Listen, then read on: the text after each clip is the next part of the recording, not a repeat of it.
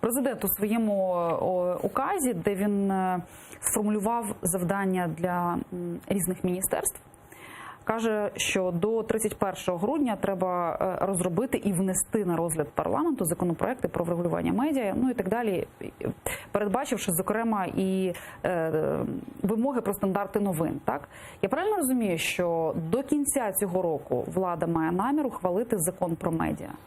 Ну, були ми, можливо, надто оптимістичні. Ну, я вважаю так, що, ну, знаючи, значить, сутність роботи, ми текст будемо мати у грудні. Будемо мати. Чи встигнемо ми його внести на розгляд парламенту? Думаю, що все ж таки ні, тому що я, як і всі мої колеги, там Оксана Ткаченка, Володимир Бородянський, ну всі, хто працюють над цими питаннями, нас багато. У нас робоча група, там є люди, які незалежні медіафахівці, незалежні медіа-юристи. Вони там працюють за допомогою Ради Європи над текстом закону. Ну, тобто команда велика тут достатньо. Текст же ще треба обговорити, щоб остаточно зняти всі ті питання, про які ми зараз кажемо. Поговорити і в медіаспільноті, і з громадянським суспільством, і з індустріями, і в тому числі з індустріями закордонними. Ну, тим самим Фейсбуком, платформами і так далі. Тому що там же не лише про рекламу, там ще про мову. Ну, наразі, бачите, ну такий ринок у нас не багатий, та? Ну, але якщо ми не будемо нічого робити, щоб там, і це переговорний процес, але він має бути підсилений також і нормами законодавства. Ну, ви знаєте, можливо, да, що на Netflix немає адаптації на українську мову взагалі. На російську є, на українську немає. Це, типу, привід, щоб ми робили вигляд, що і нічого.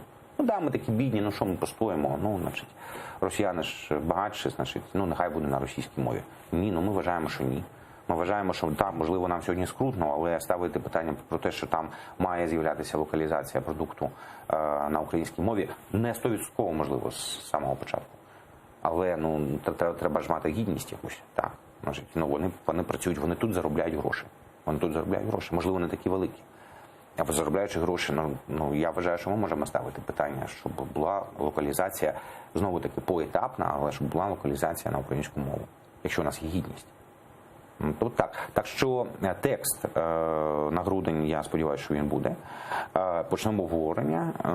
Значить, не хотілося б текст, який буде викликати якісь дійсно ґрунтовні зауваження, там, і якщо будуть там запитання, на які не буде ще відповіді. Не хотілося б такий текст вносити в зал, тому що це дійсно великий кодекс. Він же замінює собою дуже багато старого законодавства.